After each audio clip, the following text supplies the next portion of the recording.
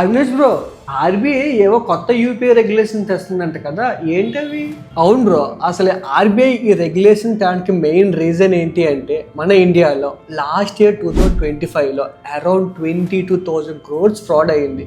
Main reason ఏంటి అంటే cyber scam చేస్తారు కదా, వాళ్ళు మన అకౌంట్లో తెలియకుండా మనకి ఓటీపీలు పంపించి డబ్బులు తినేస్తారు కదా, వీళ్ళు మన అకౌంట్ నుంచి ఇన్ని వేల కోట్లు అయితే స్కామ్ చేసేసారు. ఏంటి, అన్ని వేల కోట్లు ఫ్రాడ్ అయ్యిందా? అండ్ ఈ స్కామర్స్ యొక్క మెయిన్ టార్గెట్ ఎవరో తెలుసా? ఎక్కువగా middle age and older age వాళ్ళు. ఎందుకంటే వీళ్ళకి స్కామ్ గురించి ఎటువంటి నాలెడ్జ్ లేకపోవడం వల్ల వీళ్ళు ఎక్కువగా డబ్బులు లాస్ అవుతున్నారు. అందుకే ఆర్బీఐ వాళ్ళు 10,000 కంటే ఎక్కువగా అన్నోన్ పర్సన్కి ట్రాన్స్ఫర్ చేస్తే 1 hour మన అమౌంట్ని హోల్డ్లో ఉంచుతారు.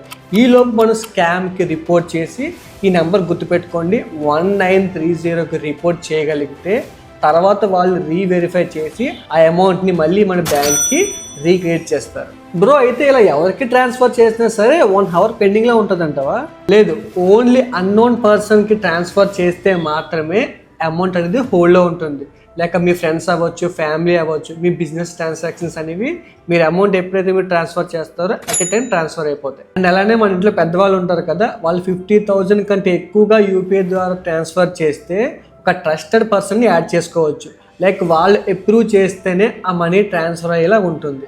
అండ్ అలానే ఏదైనా ఎమర్జెన్సీ టైంలో మనం మన యూపీఐని ఆఫ్ చేసుకోవచ్చు. మన అఫీషియల్ బ్యాంక్ యాప్స్లోకి వెళ్ళి క్విల్ స్విచ్ చేసుకొని మన యూపీఐని ఆఫ్ చేసుకోవచ్చు. సో ఆర్బీఐ మరి రెగ్యులేషన్స్ని ఎప్పుడు ఇంప్లిమెంట్ చేస్తుంది? రెగ్యులేషన్స్ అనేవి త్వరలో ఆర్బీఐ అనేది ఇంప్లిమెంట్ చేయబోతుంది.